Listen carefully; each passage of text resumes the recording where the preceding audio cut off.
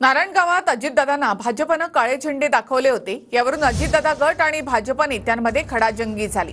दादांना काळे झेंडे दाखवले, फडणवीसांनी खुलासा करावा असं अमोल मिटकरींनी म्हटलं।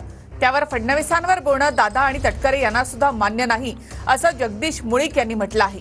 तर मुळीक यांनी माझ्या उंचीचं मोजमाप काढू नये असा पलटवार अमोल मिटकरींनी केलाय। अमोल मिटकरींनी आपली उंची पाहावी आणि मग पुढचं पाऊल उचलावं।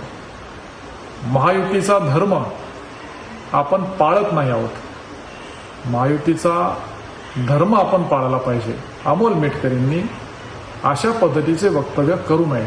माझी उंची 5 फूट 7 इंच आहे, त्याच्यामुळे माझ्या उंचीचं मोजमाप त्यांनी करू नये। देवेंद्रजींचा साधा फोटो नसताना काळे झेंडे दाखवले जातात आणि महायुतीतले एक मुख्य नेते असताना त्यांच्याबद्दल असं मुर्दाबादचे नारे, तर मी फक्त बाबा खुलासा द्यावा अशी विनंती केली। पक्षाचा प्रवक्ता म्हणून मी विचारलं, त्याच्यात एवढं त्यांना चिडण्यासारखं काय नाही।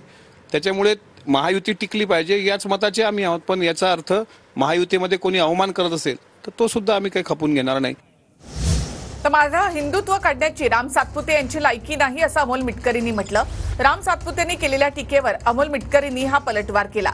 राम सातपुते यांनी मिटकरींना साधू संतांची आणि हिंदू धर्माची कावीळ झाल्याची टीका केली होती। अमोल मिटकरींना हिंदू धर्माची, हिंदू विचारधारेची, हिंदू साधू संतांची कावीळ आहे, त्यामुळे ते नेहमीच या ठिकाणी भगव्यावर टीका करत असतात। आणि हिंदू साधू संतांनी बांगलादेश मधल्या हिंदूवर झालेल्या अत्याचारावर काय बोलायचं आणि काय नाही बोलायचं हे अमोल मिटकरी सारख्या बाजारू विचारवंतांनी सांगू नये। रामगिरी असो का राम सातपुते यांनी माझं हिंदुत्व काढण्याची त्यांची पण लायकी नाही। आता राम सातपुते कसा माणूस आहे हे सोलापूरच्या जनतेला चांगल्या पद्धतीने माहीत आहे। माझा हिंदू धर्म कोण्या धर्माला शिव्या घाला हे शिकवत नाही, दुसऱ्या धर्माचा अवमान करणारा संत असू शकत नाही। त्यामुळे सातपुते सारख्या माणसांनी मला अक्कल शिकवू नये।